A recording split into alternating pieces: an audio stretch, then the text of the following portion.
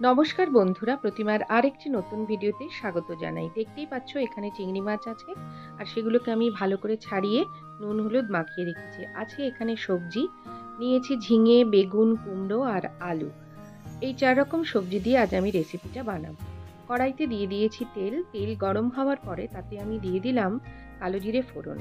এবারে যে সবজিগুলো আমি কেটে ধুয়ে জল ঝরিয়ে রেখেছিলাম সেগুলো সব কড়াইতে দিয়ে দিচ্ছি। নাড়াচাড়া করে সবজিগুলোকে আগে আমি ভেজে নেব। চ্যানেলে যদি তুমি নতুন বন্ধু হও আর আমার ভিডিও যদি তোমার ভালো লাগে তাহলে চ্যানেলটাকে সাবস্ক্রাইব করার অনুরোধ রইল। দিয়ে দিলাম 6টা কাঁচা লঙ্কা। এই রেসিপিটাতে আমি তেমন কোনো মশলা ব্যবহার করব না, কিন্তু সবশেষে একটা সিক্রেট মশলা ব্যবহার করব, তাই কেউ স্কিপ করো না, সম্পূর্ণ দেখো। দিয়ে দিলাম নুন।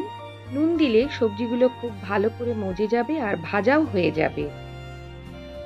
যে সিক্রেট মশলাটা আমি দেব সেটাতে কিন্তু আজকে এই চিংড়ি মাছের যে সবজি দিয়ে ঝোল, সেটা একেবারে অসাধারণ খেতে লাগবে। আমার অনুরোধ যে সকলে আজকে ভিডিওটা পুরো দেখো। দেখো এখানে ধুয়ে যে নুন হলুদ মাখিয়ে রেখেছিলাম সেই চিংড়ি মাছটাকে আমি দিয়ে দিলাম। চিংড়ি মাছটাকে আমি বাড়িতেই ছাড়াই, কারণ চিংড়ি মাছের পিঠের ওপরে যে একটা কালো ফোড় থাকে ওটাকে ফেলে দিই। বাজার থেকে ধুয়ে আনলে কি হবে না হবে, পরিষ্কার ঠিক মতো হবে কিনা সেই কারণে। এবারে দিয়ে দিলাম হলুদ। তারপরে ভালো করে আমি নাড়াচাড়া করে সবজিটা ভেজে নিচ্ছি। চিংড়ি মাছ এই যে রেসিপিটা বানাচ্ছি তাতে আগে থেকে ভেজে নেওয়ার কোনো দরকার নেই। দেখতেই পারলে যে আমি সবজিগুলো দিয়ে দিলাম, তারপরে একটু নাড়াচাড়া করে ভাজা হওয়ার পরেই চিংড়ি মাছ দিয়ে দিলাম। চিংড়ি মাছ খুব বেশি ভাজলে স্টিফ হয়ে যায়। দেখো আমি ঢাকা চাপা দিয়ে ভালো করে সবজির সাথে ভেজে নিচ্ছি। এই যে এই সিক্রেট মশলাটা আমি এবার ব্যবহার করব। এখানে আছে কালো জিরে এবং গোলমরিচ। আর এই মশলাটা আমি শিল পাটায় বাটবো। আজকাল তো শিল পাটায় বাটা মশলা দিয়ে রান্না প্রায় হয়ই না। আর বাটা মশলায় কিন্তু তরকারির স্বাদ অনেক বেশি ভালো হয়। দেখো এখানে যেহেতু আমি চাপা দিয়েছিলাম তাই সবজিগুলো থেকে কেমন জল ছেড়েছে।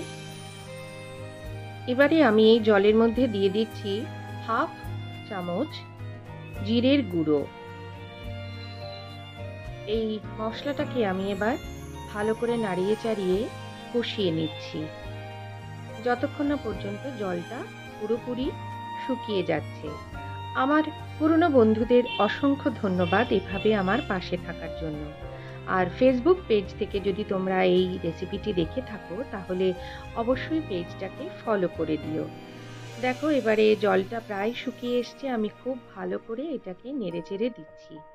এই রেসিপিটা কিন্তু ভাত দিয়ে যেমন খেতে ভালো লাগে, ঠিক তেমনি রুটি দিয়েও কিন্তু খেতে খুবই ভালো লাগে। তাই এমন একটা রেসিপি থাকলে ভাত বা রুটি সব কিছুর সাথে খাওয়া যায়। আর ওই যে বললাম সিক্রেট মশলাটা, সেটা দিয়ে না সত্যি অসাধারণ হয় এটা খেতে।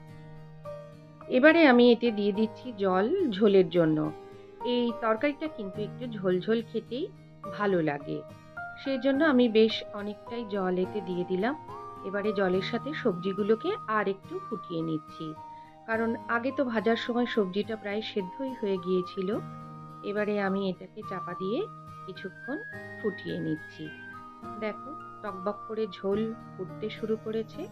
আমি মাঝে মাঝেই চাপা দিচ্ছি, আবার চাপাটা খুলে একটু নেড়ে দিচ্ছি।